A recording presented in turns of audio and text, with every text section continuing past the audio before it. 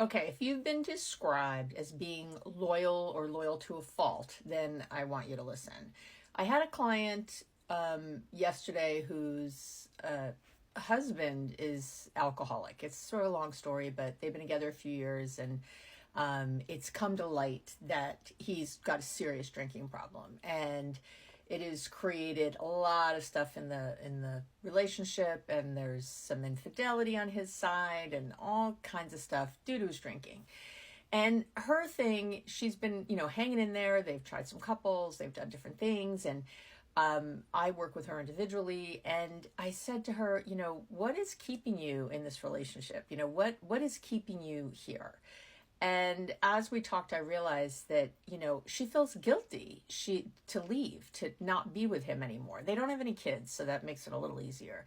And I said, you're confusing abandoning him with saving yourself, with being okay with yourself. He's anyway, they've done a lot of work. And I said, and I want you to hear this. It might be your mother or your best friend or someone else who you feel like, oh, I can't abandon them. I have to stay loyal. I have to keep, doing whatever with them because they're in a time of need or they have something. That you don't need to abandon them. Like I said to my client, divorcing him is not abandoning him. It is separating yourself in some way. You could still be kind to him. You could still be someone that is a support for him. You could still do a lot of things that are, and you could do this with other people in your life.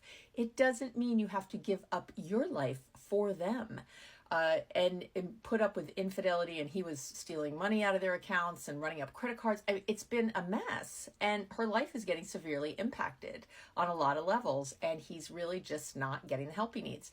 I said to her, but you have to be clear, you are not his therapist. So you can be there for him, but any time it gets too deep or he starts to complain, I said, I need your line to be, you know what? I love you, but I can't help you with this, obviously, or it would already be cured. So you need to get professional help. You need to really, and stop the conversation. You could be there, again, in a loving way don't give advice, don't give suggestions, that's not your job. That is, and all that's happening is he is not going to therapy and not seeking the help he really needs because he's got you to just dump on and nothing changes. So I want to really just say that again to you. Do not stay in a relationship that's hurting you. Do not stay in relationships that are hurting you.